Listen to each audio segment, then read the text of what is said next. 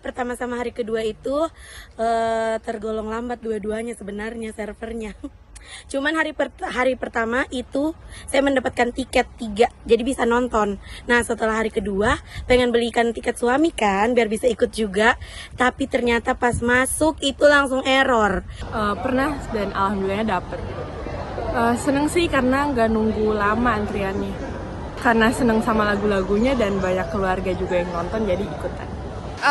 Ikut day yang tanggal 17 sama 19, tapi yang pertama udah sempet masuk ke antrian gitu kan, cuma nggak dapet. Terus habis itu coba lagi ke day yang ke general yang umum tanggal 19 itu juga tambah susah gitu. Jadi nggak dapet ya? Ya, sebanyak itu ya tadi ya, kita lihat yang ikutan tiket workout play. Oke, saya mau ke Mbak Devi. Mbak Devi tadi Pak Ahmad sudah kasih solusi, menjawab juga pertanyaan dari Cikal tadi ya sebagai promotor. Gimana tuh, bisa nggak? Ya menurut saya bahkan idenya Pak Ahmad mungkin bisa direalisasikan dengan bukan hanya mencocokkan nomor identitas pada saat membeli, tapi juga pada saat nontonnya. Walaupun mungkin akan ada antrean yang cukup panjang untuk mencocokkan, tapi itu semakin meminimalisir. Walaupun bisa saja calonnya dampingin gitu ya untuk nyocokin gitu atau hal-hal lain karena penjahat itu pasti akan mencari akal. Tapi satu yang akan selalu dari dulu sebenarnya kata-kata orang dalam atau mohon maaf nih yang suka jadi institusi yang paling sering dijadikan kambing hitam kalau ada masalah. Oh kalau dalam penjualan online misalnya, oh barangnya ditahan oleh bea cukai. Itu sering banget tuh kata-kata orang dalam atau aparat negara atau apa. Pokoknya hati-hati saja kalau orang sudah menggunakan kalimat-kalimat yang apa namanya, mungkin kalau sekarang udah gak berani nih pakai lembaga karena takut isu kan. Nah itu sudah pasti potensi itu dari sumber yang tidak bertanggung jawab sangat tinggi. Jadi sekali lagi tolong jangan mudah tergoda dengan tawaran yang cepat dan mudah di luar jalur resmi. Itu sudah pasti 90% menurut datanya itu pasti penipuan. Baik, saya mau ke Angelica dan juga Devina. Devina dulu deh. Devina pada saat melakukan tiket war tadi ya, atau mungkin awalnya sempat nggak kamu ikut tiket war, sorry. Aku klarifikasi dulu. Iya, saya sempat juga ngewar buat yang hari pertama yang BCA yang presale. Saya udah dapat buat teman saya dan saya juga gitu kan di cat 3. Cuman kan ngerasa kan dari tujuan awal kita mau ultimate gitu kan. Jadi sebenarnya sudah dapat tiket di cat 3 tapi pengen ultimate. Iya, karena kan dari tujuan awalnya buat ultimate jadi kita ngejar di ultimate juga gitu. Nanti yang tiket cat 3-nya gimana? Cat 3-nya tetap kita keep dulu buat teman kita gitu. Baik, tadi berarti udah akhirnya sempat mentransfer 34 juta. Oke, dari jawaban Pak Polisi tadi, terus kemudian ya pencerahan juga dari Mbak Devi dan juga Cikal tadi sebagai promotor. Devi ada kapok nggak sih dengan seperti ini? Pengen tahu aja nih, ada kapok nggak? Rasa kapok nggak membeli tiket? Jujur dari dalam hati saya sangat kapok sekali buat beli tiket di luar dari loket. Biasanya saya selalu dapat dari loket kan. Nah, tapi kamu selama nonton konser selalu dapat dari? Iya.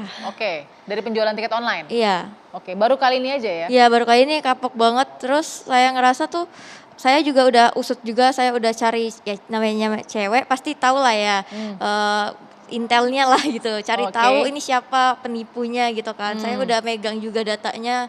Jadi mohon bantuannya juga dari Pak Polisi buat minta unsut juga. Ada rencana melapor nggak? Iya, saya ada rencana melapor juga. Kalau sudah cukup bukti-bukti melapor ya? Iya, butuh. Kalau ke Angel nih, tadi cukup tenang nggak sih atau gimana jawaban dari Pak Polisi tadi kan sudah mau merealisasikan lagi lebih tegas lagi untuk penjualan tiket dan lain-lain. Tapi kamu sendiri kapok nggak? Jujur kapok sih karena ini pertama kalinya. Karena saya sudah nonton konser itu udah sering banget, jadi ini baru pertama kali kejadian seperti ini. Saya udah merasa udah hati-hati banget, sudah research dalam tapi ternyata tetap ketipu. Yang namanya penipu mau kita sehati-hati kayak apapun tetap jadi. Dan selama ini juga ada praktik yang pakai KTP juga masih ada calo, masih ada gitu. Jadi nggak ada yang benar-benar jaminan 100% aman kalau kita nggak beli dari jalur resmi atau mungkin dari orang keluarga yang memang udah benar-benar punya tiketnya gitu. Tapi kalau dari saya sendiri kapok banget sih, walaupun uangnya kembali. Iya, tapi kan pelajaran ya gitu. Pelajaran yang berharga. Jadi sekarang kan pelajarannya ini karena memang demamnya luar biasa begitu ya Mbak Devi yang kita lihat. Tadi Pak Ahmad juga sempat menjelaskan ya Pak Ahmad ya, ada 2 korban nih Pak Ahmad sekarang, yang ada di meja perempuan bicara Pak Ahmad. Saat ini bagi Angelika masalah sudah selesai gitu ya. Nah bagi Devina ini baru mau melapor Pak Ahmad begitu. Kira-kira masuk nggak nih ke dalam posisi kamu mau laporan kapan kira-kira? Secepatnya kalau bisa.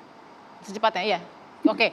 Pak Ahmad bagaimana Pak? Ada jalur nggak nih kepada mereka korban-korban yang sudah bersama ini? Tentu ada. Jadi semua korban daripada penipuan online ini bisa melapor di kantor kepolisian terdekat. Apakah itu di Polda, di Polres ataupun di Mabes Polri. Oke. Ancaman hukuman Pak tadi terhadap para pelaku ini? Penipuan online ini pertama pasti dijerat dengan pasal penipuan di KUHP, pasal 378. Kemudian dia dijerat juga dengan pasal 45 Junto 28 Undang-Undang ITE. Ya. Dan bila ada penggunaan uang itu untuk disembunyikan atau lain, bisa dikenakan tindak pidana pencucian uang. Ancamannya akumulasi bisa di atas 10 tahun. Di atas 2 tahun. Oke. Jadi nanti kalau Devina melakukan pelaporan 10 tahun. Oke, 1 tahun. Oke. Pak, ini kalau Devina melakukan pelaporan akan dibantu Pak mungkin atau di guide begitu paling tidak? Kami bantu, Mbak. Di mana mau melapornya nanti kami bantu. Baik, oke. Saya Mau mau di ke Polda boleh, di Polres boleh. Oke, Devina, Angelika ada yang mau ditanyakan ke Pak Ahmad? Silakan. Kesempatan. Pak Ahmad, maaf saya mau nanya. Iya, silakan. Jadi kalau saya buat melaporkan tuh saya kan udah ada buktinya dan segala macam dari pelaku ini. Jadi saya tinggal kalau misalnya kan sebelumnya saya kan udah sempat melapor juga. Tapi Kemana? ke salah satu polsek terdekat saya ya buat ngurusin tadinya mau ngurusin BCA gitu kan. Oke, gitu-gitu. Nah, terus agak kayak lebih tepatnya tuh agak kayak diperlambat gitu tadinya saya. Karena dianggap ini penipuan, maksudnya penipuan kayak gini tuh udah sering terjadi juga kan. Jadi dianggap remeh gitu sayanya oleh oknum ini. Baik, silakan Pak Ahmad. Bagaimana Pak pengalaman? Baik ya. Ya. Kami akan menyampaikan ke jajaran agar meningkatkan pelayanan terhadap masyarakat ya. Ini adalah salah satu bentuk pelayanan kepada masyarakat. Oke. Kita akan menginstruksikan bahwa segera untuk menindaklanjuti laporan-laporan yang diberikan kepada masyarakat. Ya. Nah, barangkali mungkin bisa disampaikan kepada kami di Polres mana, nanti akan kami tindak lanjuti. Pak, izin bertanya, ini kan kalau misalnya sudah ada indikasi laporan dari korban, lalu kan misalnya jelas nama terangnya, apakah mungkin ada kerjasama dengan perbankan untuk bisa memblokir rekening dari penjahat-penjahat ini atau orang yang dianggap penjahat, sehingga kemudian kerugian yang dialami oleh para korban paling tidak ada upaya untuk bisa mengembalikan dana mereka. Apakah itu sangat dimungkinkan ya Pak? Silakan Pak. Mungkin. Jadi kami langsung jawab ya, bahwa ketika ada sebuah laporan terkait dengan transaksi pengiriman uang, misalnya dia melakukan penipuan, kemudian uang kita disuruh transfer ke rekening tersebut, katakanlah ke rekening salah satu bank, maka penyidik bisa meminta kepada bank tersebut untuk memblokir rekening tersebut. Oke. Baik, tadi mau diberitahu aja ke Pak Ahmad, mungkin polsek mana tadi tempat Devina melapor? Lebih baik jangan dikasih tahu aja deh. Oh enggak, pakai mic aja nggak apa-apa? Gimana? Lebih baik saya nggak kasih tahu aja deh biar kesadaran masing-masing saja lah. Oke, baik Pak Ahmad. Ya, Ini nanti dilihat jajarannya Pak ya. Oke, baik. Saya mau ke Cikal. Mungkin ada satu tips juga Cikal. Silakan Cikal. Paling tidak untuk para penikmat musik Indonesia, begitu ya.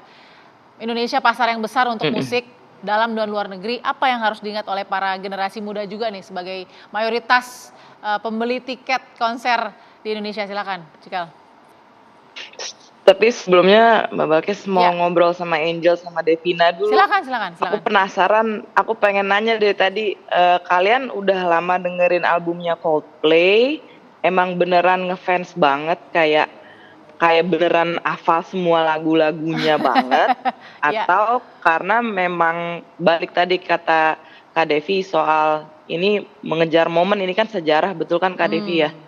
Coldplay hadir di GBK gitu kan, itu sebuah momen gitu.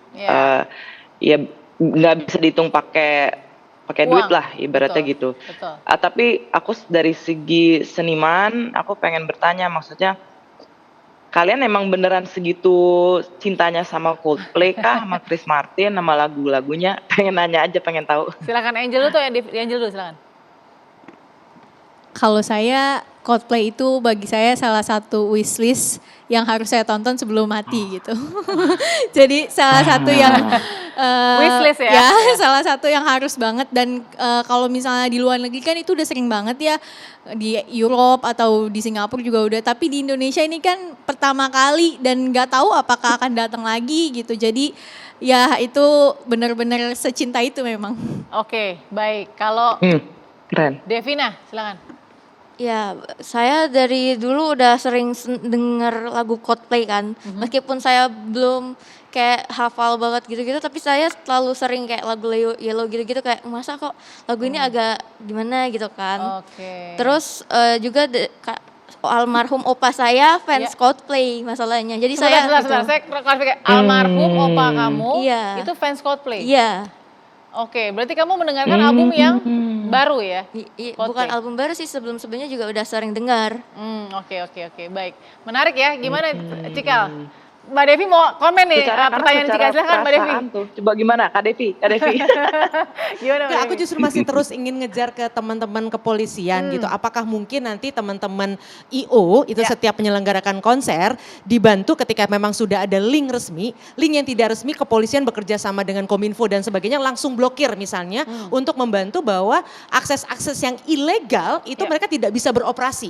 Jadi biar cepat gitu, jadi biar teman-teman saudara-saudara kita yang penuh semangat ini yang mungkin tidak mawas atau apa segala macam paling nggak kita coba terus minimalisir. Jadi dari mulai akses link yang mereka buat si para penjual yang tidak benar itu entah nanti juga bekerja sama dengan platform langsung blokir, lalu yang kalau sudah terindikasi ya rekeningnya juga langsung blokir. Itu mungkin nggak ya Pak? Pak Ahmad boleh dijawab, tapi kita harus jeda dulu sesaat lagi di Perempuan Bicara.